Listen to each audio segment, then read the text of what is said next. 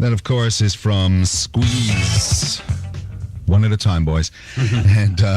And Chris and Glenn are both with us, Mr. Difford and Mr. Tilbrook. Good afternoon, New York. A big hi to everybody. It's really very nice to have you here. This is turning out to be kind of a live afternoon radio at WNEW-FM. Greg Kinn was just here for a while. Oh, yeah. Yeah, I'm sad I didn't bring a guitar along. I didn't know you could do that sort of thing. I could give you a solo rendition of Amazing Grace, but I suppose that's not really rock and roll, is it? Some a cappella stuff. Well, we could probably borrow Greg's. It's still here. Great, let's get it in. Can we try? Yeah, he's still in there, I think. We'll try to get that together. Okay. Would you do a tune or two if we can get the guitar? Definitely, yeah. All right. So whoever is listening out there in the other studios, Greg's doing some ID recording and stuff. If Greg wants to loan his guitar, we'd love to get some more music on from Mr. Difford and Mr. Tilbrook, Glenn and Chris. We're going to all be down at Tower Records tomorrow afternoon at 4 o'clock. Yeah. If anybody wants to meet you people there. And, of course, there are all these nights at the Ritz, starting tonight and through Sunday night, I think. Yeah, we've taken up a residency there, I think. Well, you have always been enormous favorites in New York. I don't know whether you're aware of that or not, but probably going back to when you played Irving Place. And then the bottom line, but the big thing really I think happened, and maybe because it's real, I really got so turned on to Squeeze, was you did Irving Place one night, this is a few years ago, and then you went to the bottom line, I think the next night or 2 days after that. Yeah, that's right. Remember what I'm talking about? Oh, yeah. That was I think it was about 4 or 5 years ago. It seems at one time or other we must have played near enough every club that's been in existence in New York, of course, except the new ones that have opened up, which we haven't had a chance to get our feet inside yet. Well, the one thing I really wanted to ask you, because it's a curious thing, and it has to do with the name change and all. Now, with all due respect to all of the other people who've played in Squeeze over the years with you two guys, including, of course, Jules, it seems to me and to a lot of your fans that Squeeze really was Difford and Tilbrook, at least the great heart of the band was that. So a lot of people wondered why you couldn't, and there were several personnel changes in the band over the years while you two guys remained the nucleus of it all. We wondered why, you couldn't just, again, change members of the band and still call what you're doing now as Difford and Tilbrook Squeeze. Well, basically because I think that, as you said, that's a lot of people's perception of how Squeeze was, that basically it was the core of Chris and I, and that was true in the sense that we were writing the songs and singing them. But there is quite a large difference between Squeeze and Difford and Tilbrook, I think, in that Squeeze was a democracy and Difford and Tilbrook isn't. We've got a band, but we're sort of more firmly in control. Not that we sort of end up bossing everybody around, but I think if we feel that a whip needs to be cracked at any certain point, then we will certainly do it. That's one thing. And the other thing is it's unfair to the other members of Squeeze because, it was very much a democratic band. We decided on arrangements between the five of us, whoever those particular five were at the time. And we had Gilson in the band, for instance, since 1976. And if I was Gilson, I wouldn't feel very pleased if we were still called Squeeze. So it would be unfair, I think. Do you think that just kind of commercially hurts you at all? In other words, do you think there might be a lot of people out there that if this new album, Difford and Tilbrook, was called Squeeze 8 or whatever, that more people would have immediately gone to buy the record and aren't really making the connection between Difford and Tilbrook and the Squeeze records that they've loved? Yeah, I've no doubt that that's the case. I mean, I think that more people will be aware of the name of Squeeze than Difford and Tilbrook. I'm under no illusions on that front. But nevertheless, I think it's true to say that we're here to publicise the fact that we're back, albeit in a different disguise. And I think we can let people know soon enough we've got a good record and we're touring with an excellent band and delivering live shows that I think are interesting. So I think, Are some of the old faves from Squeeze a part of the repertoire on stage? We're not doing a terrible amount, actually. We're doing probably a maximum of about 4 or 5 songs, but I'm not going to disclose which ones they are. No, we'll keep for that obvious reasons. Okay. There are spies in the camp. They're all listening right now, too. Oh, yeah, so they are. Well, I want to play a song from the Difford and Tilbrook album, which I love. This is my favorite on the album. It's called Action Speaks Faster. Okay. Anything? Faster, please, faster. Did I say faster? Foster. Action Speaks Faster, as in Stephen Foster. As in, are you fostering a grudge? This is Difford and Tilbrook.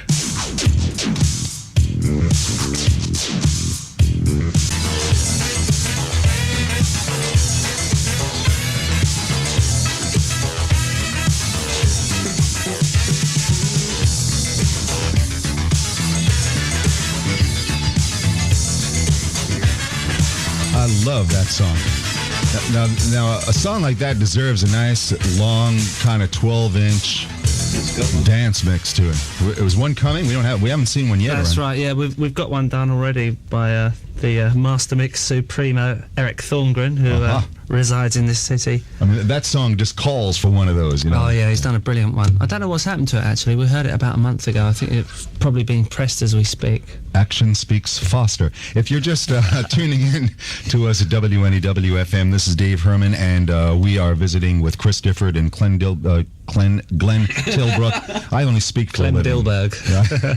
Hey, I could say the monkeys. And you know all their work from Squeeze. Now you know them as Difford and Tilbrook, even though the announcer on the Tower Records commercial says Difford and Tilbrook. We know that it's Difford. So I didn't wreck the name as badly as he did, at any rate. Now, we were able to get that. We wrestled away the guitar from Greg Kinn. By the way, if you're just tuning in, Greg Kinn was here and was playing some live music for us, and we kind of just tied him up in the other room and stole his guitar. So we're going to hear some live music right now. You going to do something for us? Okay, yeah. I was thinking of doing Amazing Grace, but it's not really rock and roll, is it? So I'll do a track from our album, an acoustic version of Man for All Seasons. You'll have to imagine an electric guitar if you've heard this track before. And if you haven't heard it before, then you won't notice it's not there, all right?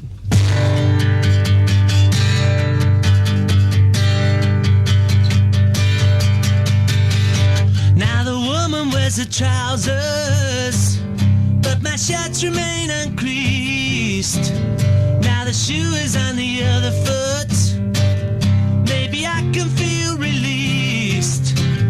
All the pleasure of pleasing you, all the hours of needing you. Now I'm no longer keeping you.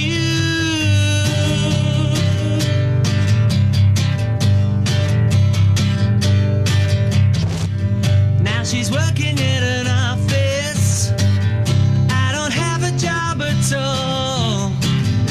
She keeps me in cigarettes. Once a batter, now a ball. All the dinners are burning, dear. All the while I'm leaving, dear. Now I'm no longer earning, dear. A man for all seasons.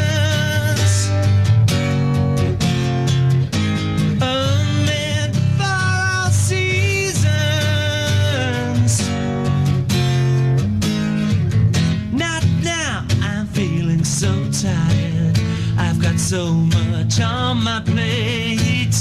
Not now as a distant cry, as a latch fell on the gate. A man for all seasons.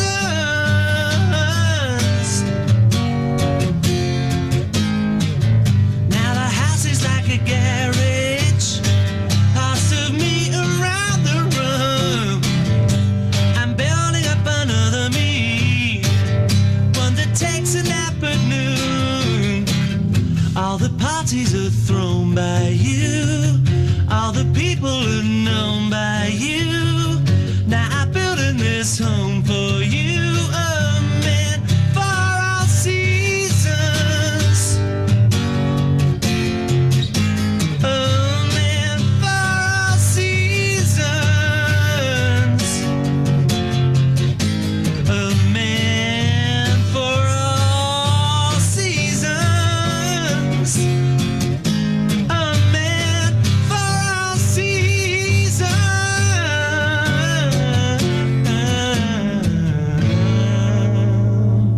You. All right. Glenn Tilbrook. Chris did the hard work on that one. Yeah, I was listening. He was listening intently, trying to find things to do. No. We added a little. You didn't have a headset on there, Glenn, so we added a little reverb on it. It sounded very, very nice. Oh, good. Real nice. A Man for All Seasons. That's part of the Difford Tilbrook album. Do you guys, when you go into, you have the session booked and you're about ready to do the album, are the songs like totally written before you go into the studio, or a lot of them actually worked out while you're recording? Well, the songs are generally written before we go in the studio. I find it a lot easier, I think, to work that way, to have in fact, we always like to go in with more than enough songs so we can have a choice at the end of the day. But it's true to say that we work out about, I don't know, 2/3 or 3/4 of the arrangements beforehand, and then with certain songs we decide that it would be best to work out a spontaneous arrangement and do it so while it's fresh, because certain songs just work better that way. Like the Apple Tree, in fact, was done almost, well, it was mixed in one take, and it was quite freshly recorded too. Okay, we're with Difford and Tilbrook at WNEW-FM, and we'll have more after this.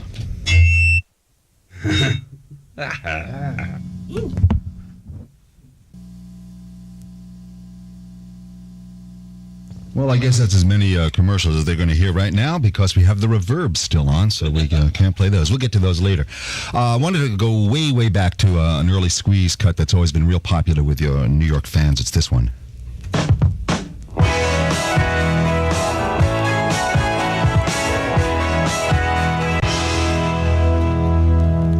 Up the Junction from Squeeze. Difford and Tilbrook with us here at WNEW-FM.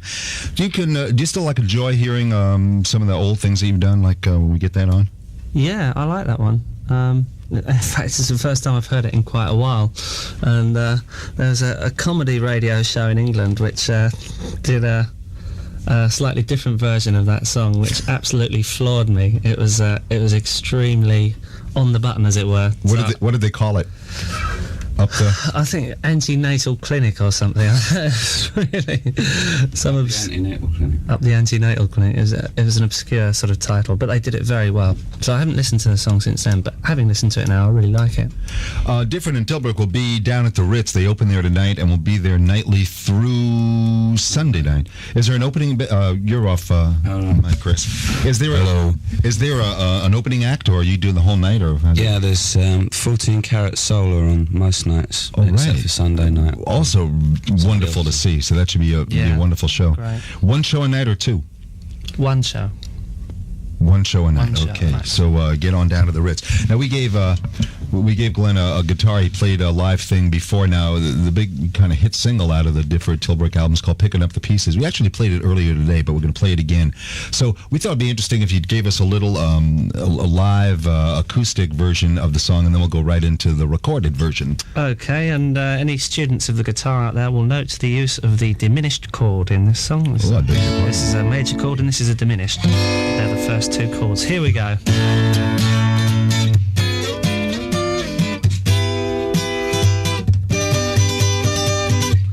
Words escape me. Now I'm in prison, sentenced to a life of tears. Now she hates me. That's her decision, waiting for the smoke to clear, so I can see the damage of the fire, the rage to our love, so I can see the damage. I can try and salvage our love. Oh, I'm picking up the pieces, maybe they'll fit someday. Oh, I'm picking up the pieces, maybe they'll fit someday.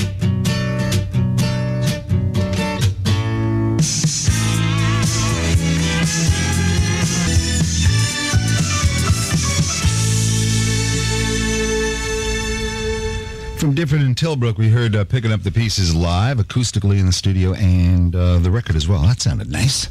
Yeah, it's always a revelation to come over here and hear a record through the radio as opposed to hearing it at home, because of all the compression and that. It sounds almost like a different record. I love the way it sounds, though. Oh, great. Well, there are always those records that just sound great on the radio. Like, they're real great radio records. Yeah, That's one of them, I think. Mm-hmm. We're going to be, Chris and Glenn and myself will all be down at Tower Records tomorrow afternoon between 4 and 6 o'clock. We'll be giving away all kinds of things and sign records and stuff like that. So we hope a lot of your friends will come on down to see us there. Also, there are the Ritz engagements tonight through Sunday night, and you can see the band there. And you wanted to thank some people before we... Yeah, I certainly did want to say a big thanks to all the people at Alive, our management company, because they're doing such a tremendous job. Oh, at Alive. I thought you wanted to thank all the people who are alive. Yeah, everyone who's alive. Oh, at Alive Management, yes. Yeah, the only management company worth considering in the world, as are A&M Records, who are doing an equally tremendous job for us. That's the end of my commercial break here. Did you ever think of getting into politics? Yeah, and now I'm going to go and shake 8 million people's hands. Yeah. Okay? Mate. Okay, thanks for being up here.